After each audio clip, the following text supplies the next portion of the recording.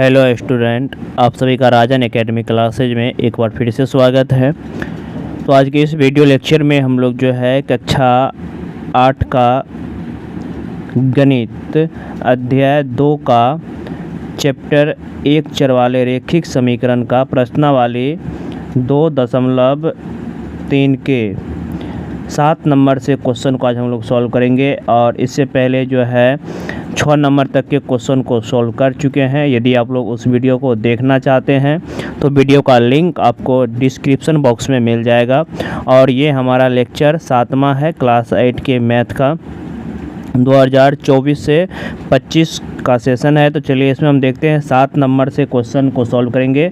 7 number का question क्या है, तो चलिए देखिए 7 नंबर का क्वेश्चन यहाँ पे क्या है। 4y + 1/3 + 2y - 1/2 - 3y - 7/5 बराबर है 47/10 के। तो पहले तो हमें क्या करना पड़ेगा, पहले इसको देखिए चर वाले एक तरफ है, अचर वाले एक तरफ है। तो यहाँ पे हम पहले भिन्न का जोड़ घटाव यहाँ पे करना पड़ेगा। पहले सवाल देखिए आप लिख लेंगे, क्या दिया हुआ है। 4y + 1/3 + 2y - 1/2 - 3y - 7/5 और ये बराबर है किसके, 47/10 के ये बराबर है।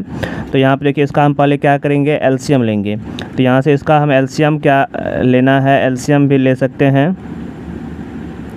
तो एलसीएम लेने के लिए हमें पहले 2, 3 और 5 का एलसीएम क्या आएगा, देखिए इसका एलसीएम क्या आ जाएगा।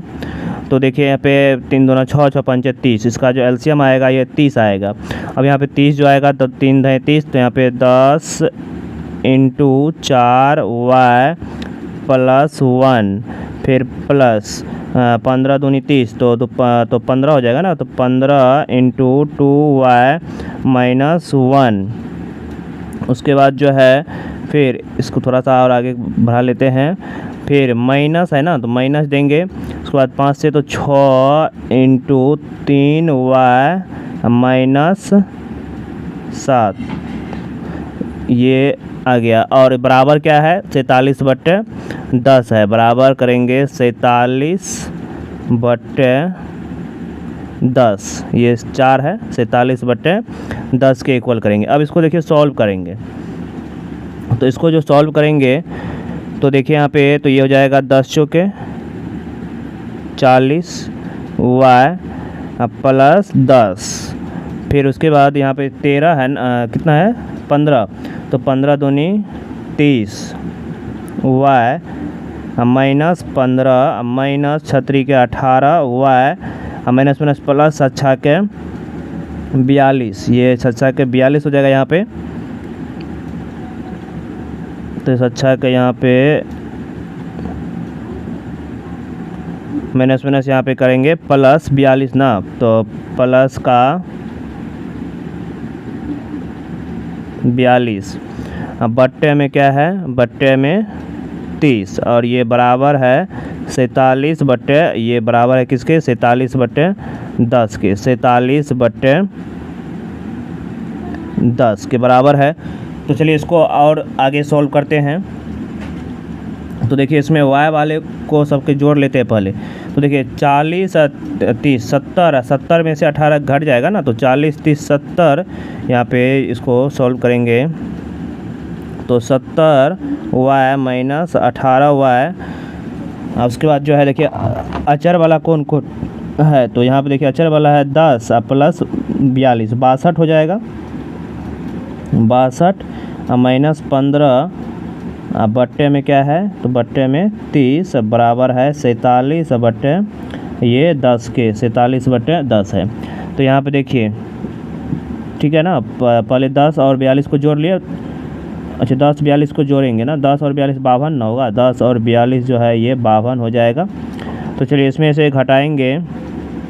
तो यहाँ पे देखिए घटेगा तो 70 में से 18 घट जाएगा तो कितना बचेगा, 52y बचेगा। यहाँ से 52y। उसके बाद जो है प्लस 52 में से 15 घटा लेंगे। तो 52 में से जो 15 घटेगा तो कितना बचेगा, यहाँ पे देखिए 12 में 7 गया, बचा यहाँ पे 4 में से गया तो 3, 37 37 बटे ये 30 बराबर हो गया 47 बटे 10 के। तो चलिए इसको हम काट भी सकते हैं, 10 का एक बार में 10 या 30। तो चलिए अब इसको जो है हम सॉल्व करेंगे। तो यहाँ अब देखिए एक बार चेक कर लेते हैं, ठीक है ना। फिर जैसे यहाँ पे पहले यहाँ पे देखिए चेक कर लेते हैं, 42 जो है आया है, अच्छा 42 से होगा माइनस माइनस प्लस, ठीक है। उसके बाद 36 का 18, 15, ठीक है, 10, हाँ ठीक है। तो चलिए आगे जो इसको सॉल्व कर लेते हैं। तो आगे इसको सॉल्व करेंगे तो ये हो जाएगा, पहले तो इसको हम गुना करेंगे तो 1 से, तो ये क्रॉस मल्टीप्लिकेशन यहाँ पे गुना कर सकते हैं, कैंची गुना इसको बोलते हैं। तो ये 52y प्लस 37 बराबर 3 से गुना कर लेते हैं इसको। तो 7 या 21, 4 या 12, 2 14, 141। अब ये प्लस में रहेगा तो माइनस में हो जाएगा।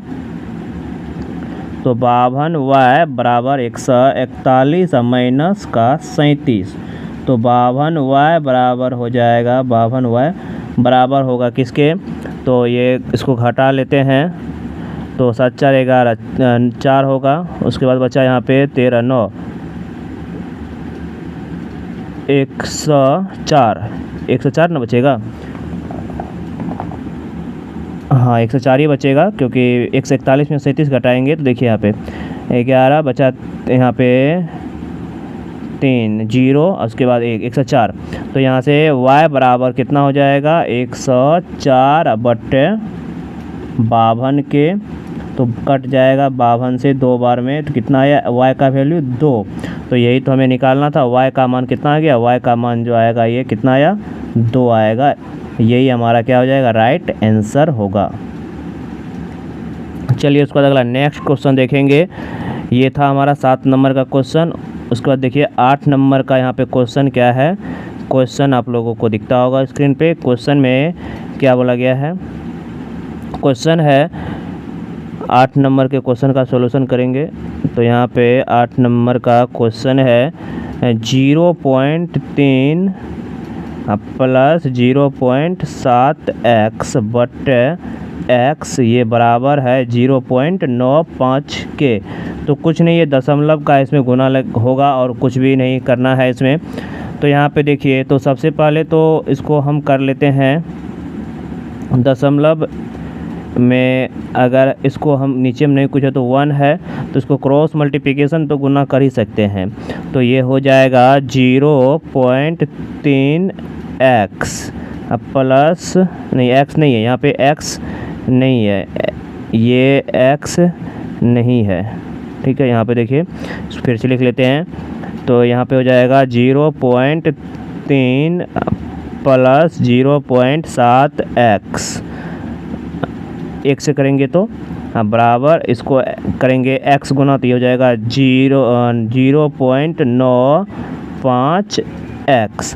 अब x वाले को एक तरफ, बिना x वाले को एक तरफ कर लेते हैं। तो देखिए यहाँ पे, ठीक है, यही है ना, हाँ ठीक है, ठीक है।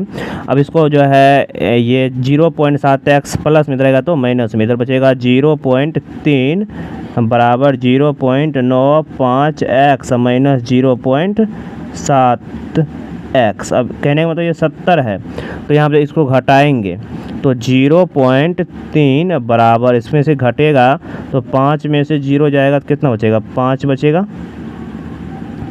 उसके बाद जो है ये 5 में से 0 गया, 0 दशमलव सामने दशमलव लगाना। यहाँ पे देखिए इसको हम ऐसे घटा के बता देते हैं। जैसे 0.95 में से घटाना है 0.7 को, तो यहाँ पे 0 तो दे ही सकते हैं, तो 5 यहाँ पे बचेगा 2, यानी कि 0.25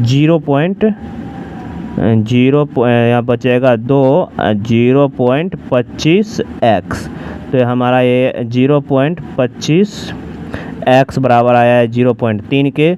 तो हमें तो x का वैल्यू चाहिए ना, तो x का वैल्यू निकालेंगे तो देखिए x बराबर क्या हो जाएगा, तो ये 0.25 गुना में रहेगा तो भागा में, तो 0.3 बटे 0.25 दशमलव इधर जीरो बैठा भी सकते हैं।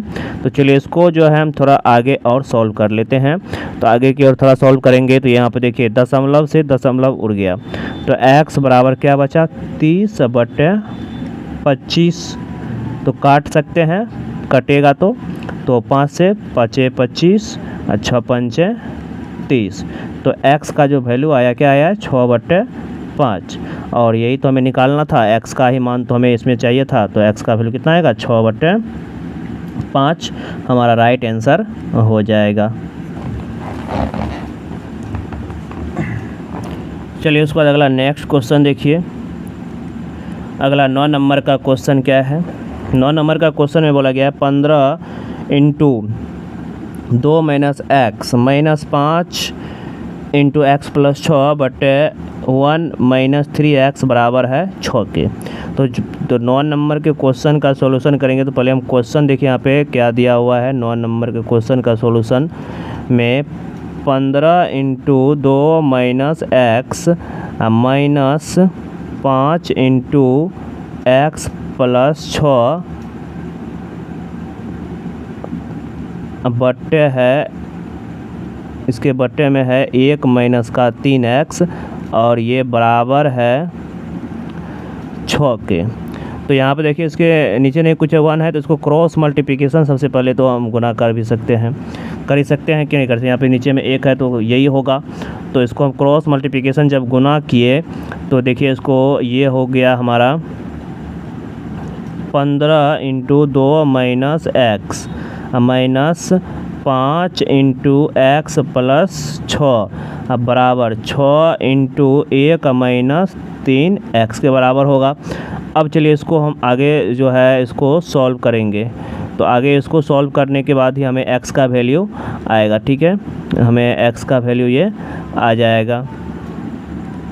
तो यहाँ पे देखिए 15 दूनी 30 हो जाएगा, x तो नहीं होगा, 15 दूनी ये हो जाएगा 30। उसके बाद जो है माइनस का 15x फिर माइनस का 5x प्लस माइनस माइनस 30 बराबर ये 1 है, यहाँ पे 1 है तो 6 माइनस 18x, यहाँ पे 18, यहाँ पे जो होगा 18x हो जाएगा, ये x हो जाएगा। तो यहाँ पे देखिए कुछ यहाँ पे कटने वाला दिख रहा है, क्योंकि अगर सेम चीज़ प्लस में माइनस में रहता है तो कटेगा।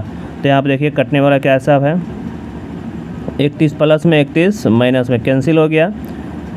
तो यहाँ से हमें दिख रहा है 15x माइनस में या 5x भी माइनस में, तो 15 5 20x हो जाएगा माइनस का, और बराबर क्या बचा इधर 6 माइनस का 18x, ठीक है।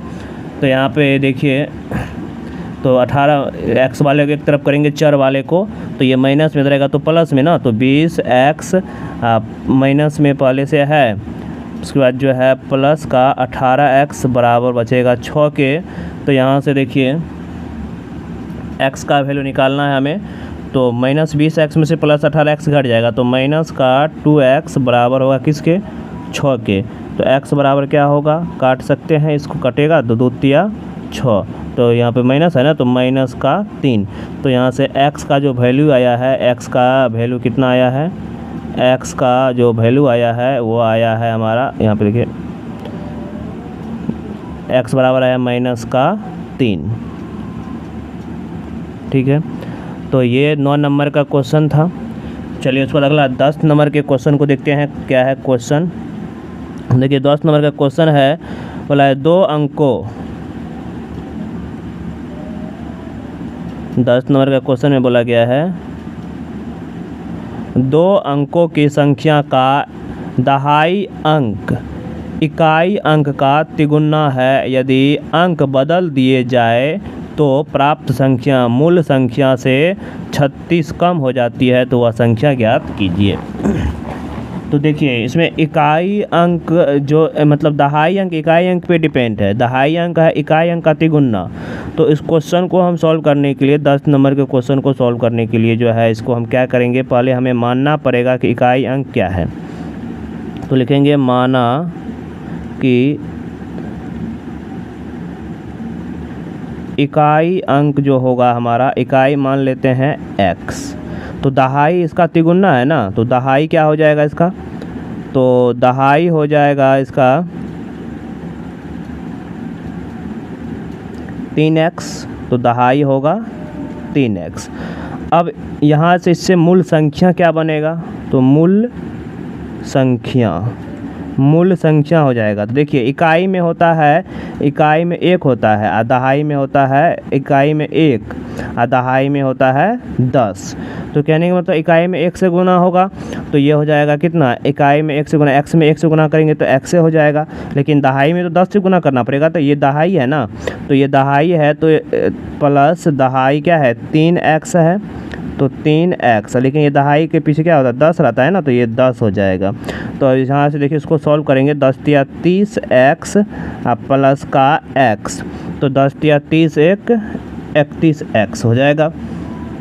अब लेकिन प्रश्न में ये बोला गया है, देखिए प्रश्न में क्या बोला गया है, यदि अंक बदल दिया जाए, मतलब अंक बदलने का मतलब क्या है, इकाई जो है ये इकाई हो जाएगा दहाई, या दहाई हो जाएगा इकाई, तो अंक को बदलने पर तो यहाँ पे अब हमें लिखना पड़ेगा अंक को बदलने पर,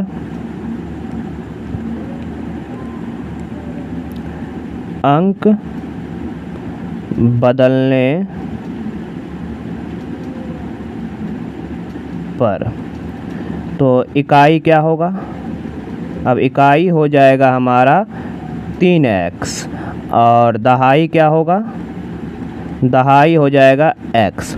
तो इससे संख्या क्या बनेगा, तो इससे जो संख्या बनेगा वह संख्या क्या बन जाएगा, तो इकाई में तो 1 से गुना करेंगे, तो चलिए 3x गुना 1 3x होगा, लेकिन दहाई अब 10x हो गया ना, तो इसमें जो हमें 10 से गुना करके लिखना पड़ेगा, तो 10 गुना x, तो 10 गुना x 10x प्लस का 3x, तो 10 3 13x, तो ये संख्या बन गया। अब फिर देखिए यहाँ पे प्रश्न से ये बोला गया था, आप देखिए प्रश्न को देखिए, प्रश्न में बोला गया है, तो जो अगर बदल दिया जाए तब जो अंक प्राप्त होता है, जो प्राप्त संख्या जो होगा वह मूल संख्या से 36 कम होता है। मतलब जो भी अभी हमें पहले तो मूल संख्या कितना था 31 था, अब फिर संख्याओं को बदलने के बाद यहाँ पे देखिए संख्याओं को बदल दिए तो कितना प्राप्त हुआ, तो हमें जो है 13x प्राप्त हुआ। अब प्रश्न से ये बोला गया है कि ये जो प्राप्त हुआ है तो मूल संख्या से 36 कम ही है, 13x जो है ये प्रश्न से लिखेंगे। अब प्रश्न से ये बोला गया है यानी कि 31x जो है वह मूल संख्या क्या है 13x से 36 जो संख्या आया है ना, तो संख्या कौन आया था 13 आया था ना, तो ये संख्या तो 13 आया था ना, तो संख्या आया था 13, तो संख्या आया था 13, तो ये जो नया संख्या बना अंक को बदलने के बाद वह मूल संख्या क्या था 31 था, मूल संख्या से 36 कम था। 36 जो है, हाँ 36 क्या था, तो ये कम था। तो अब देखिए यहाँ पे हमें x का वैल्यू चाहिए, तो यहाँ पे 13x ये 31x प्लस में रहेगा, तो माइनस में 31x बराबर माइनस का 36 बचेगा। तो अब यहाँ पे घटाना पड़ेगा, तो देखिए 31 में से 13 घटेगा तो कितना बचेगा, 11 में से 3 गया तो 8, 1 18, तो माइनस का 18x बराबर 36 के, तो यहाँ से माइनस 36 ना, तो यहाँ से देखिए माइनस से माइनस कैंसिल हो जाएगा, 18 का 18, 18 दूनी 36, तो x का वैल्यू कितना आ गया 2 आ गया। तो x का मान तो हमें निकल गया।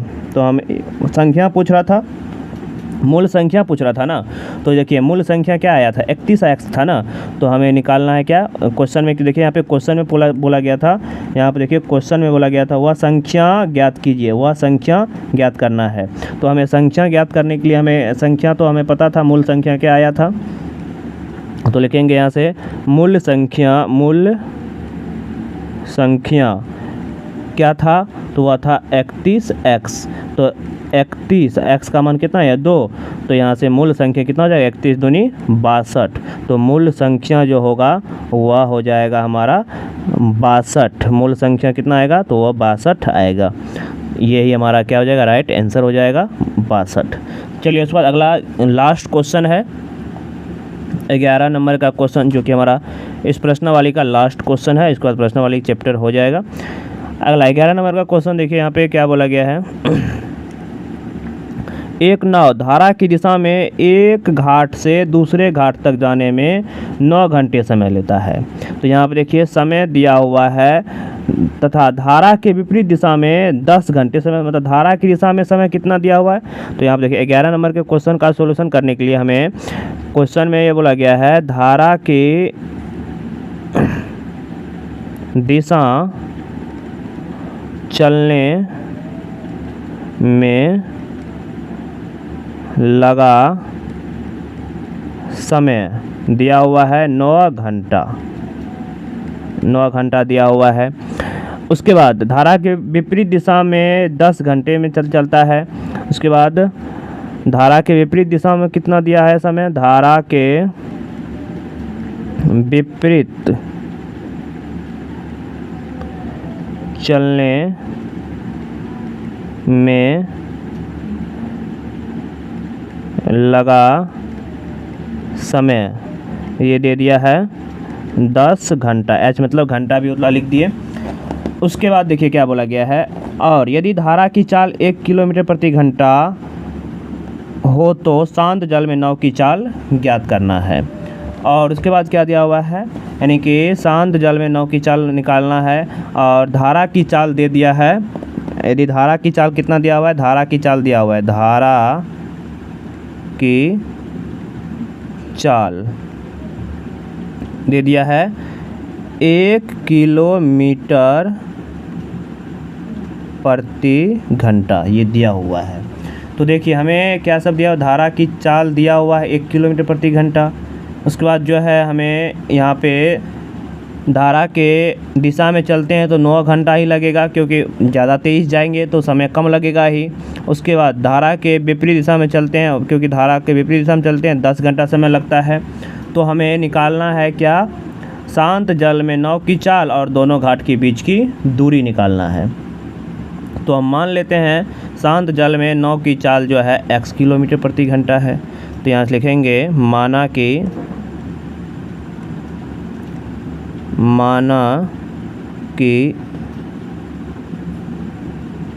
शांत जल में मतलब उसमें ना रहती है, कुछ भी नहीं है। शांत जल में नाव, शांत जल में जो है, शांत जल में नाव की चाल x किलोमीटर प्रति घंटा मान लिए। शांत जल में नाव की चाल को मान लिए x किलोमीटर प्रति घंटा। तो अब देखिए यहाँ से एक फार्मूला होता है, चाल बराबर फार्मूला याद रखना है, चाल बराबर दूरी बटे, हमें क्या सब दिया हुआ है, चाल दिया हुआ है। तो उसके बाद जो है शांत जल में, अब शांत जल में नाव की चाल तो x किलोमीटर मान लिए हैं। तो शांत जल में अब नाव की चाल क्या होगा, शांत जल में नाव की चाल तो हम x किलोमीटर प्रति घंटा मान लिए हैं। अब यहाँ पे क्वेश्चन में ये भी दिया हुआ था, देखिए धारा के दिशा में चलने पर 9 घंटा लगता है, और यदि धारा की चाल 1 किलोमीटर प्रति घंटा हो तो धारा के दिशा में नाव की चाल क्या होगा। उसके बाद धारा के विपरीत दिशा में नाव की चाल क्या होगा, ये हमें लिखना पड़ेगा। तो धारा के दिशा में नाव की चाल, धारा की दिशा में, धारा की दिशा में नाव की चाल, तो धारा की दिशा जिधर धारा भरा उधर नाव जाएगा तो दोनों चाल जुड़ जाएगा ना। तो धारा की शांत जल में जल का चाल है, मतलब शांत जल x है और धारा की चाल है 1, तो जुड़ जाएगा तो x + 1 हो जाएगा ये। और धारा के विपरीत दिशा में कितना हो जाएगा, धारा के विपरीत दिशा में नाव की चाल, तो ये हो जाएगा, घट जाएगा ना, तो x - 1 हो जाएगा, क्योंकि धारा उसको उतने पीछे 1 किलोमीटर प्रति घंटा की चाल से पीछे की ओर ढकेलेगा। तो चलिए उसके बाद जो है ये हमने धारा की दिशा में नाव की चाल निकाल लिया, धारा की विपरीत दिशा में नाव की चाल निकाल लिए। अब यहाँ पे देखिए एक फार्मूला होता है, चाल बराबर दूरी बटे समय। तो यहाँ से अगर हमें चाल मालूम है तो पहले चाल से कौन चाल से चल रहा है, तो पहला जो चाल है यहाँ पे देखिए, पहले अगर हम तो पहला जो चाल है तो समय अगर धारा की दिशा में चलता है तो 9 घंटा लेता है, धारा की दिशा में चलेगा, इसका मतलब चाल बढ़ जाएगा। तो चाल कितना बढ़ जाएगा, तो x, तो यहाँ पे चाल जो है बढ़ जाएगा ना, तो यहाँ पे चाल जो है बढ़ेगा, तो मतलब x + 1 किलोमीटर प्रति घंटा की चाल से चलेगा। और दूरी तय करना है तो मान लो ये दूरी को दूरी रहने देते हैं। अभी समय कितना लेता है, चाल बढ़ेगा समय ज़्यादा, समय जो है कम लेता है ना, तो 9 घंटा लेता है धारा के दिशा में जाने में। तो यहाँ से क्रॉस मल्टीप्लिकेशन गुना कर देंगे, तो यहाँ से दूरी बराबर आ जाएगा कितना, 9 × x + 1 के। इसको हम समीकरण 1 मान के यहाँ पे छोड़ देंगे, समीकरण 1 यहाँ से मान के छोड़ दिए।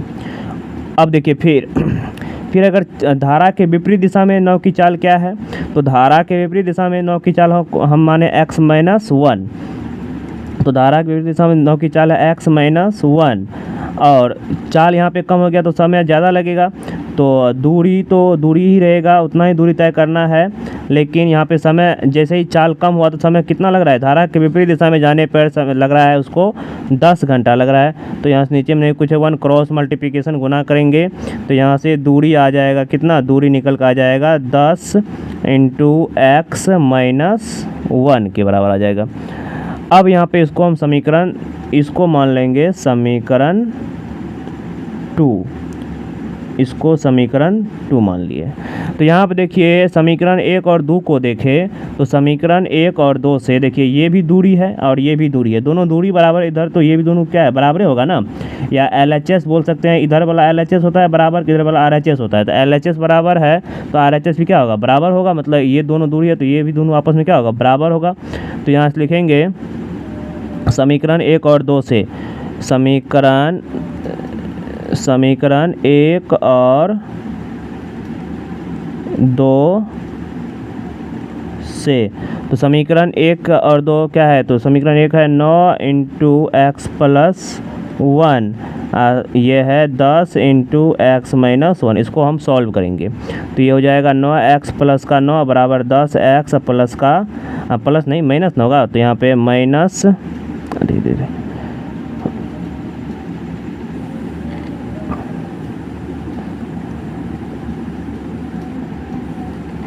तो ये हो जाएगा माइनस होगा, यहाँ पे ये माइनस हो जाएगा, तो ये माइनस यहाँ पे देना है माइनस का 10, तो x वाले एक तरफ करेंगे तो यहाँ देखिए ये 9x माइनस का 10x आएगा, इधर हो जाएगा -10, माइनस का ये 9 हो जाएगा, माइनस में 9 इधर है ना, तो हाँ ठीक है।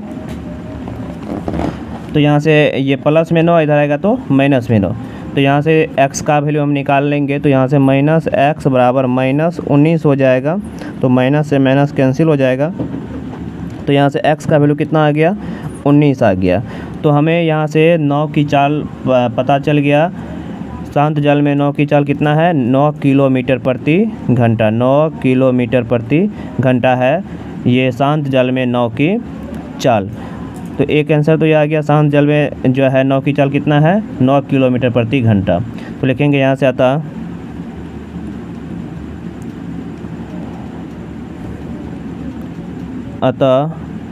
शांत जल में जल में नाव की चाल बराबर होगा 19 किलोमीटर प्रति घंटा।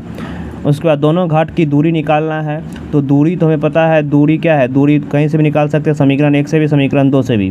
तो एक समीकरण माने थे जो 9 × x + 1, तो ये हो जाएगा 9 × x का क्या रखना है 19 अब +1, तो 9 गुना 19 1 20, तो यहाँ से 20 नम्मा कितना हो जाएगा 180 किलोमीटर, 180 किलोमीटर हो जाएगा ये हमारा दूरी।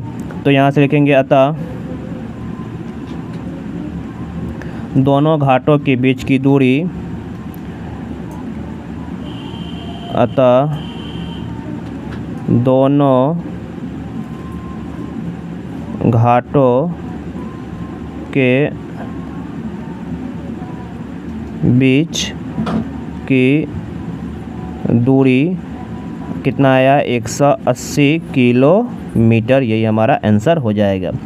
तो इसमें प्रश्नावली 2.3 के सभी क्वेश्चन को सॉल्व कर लिए हैं।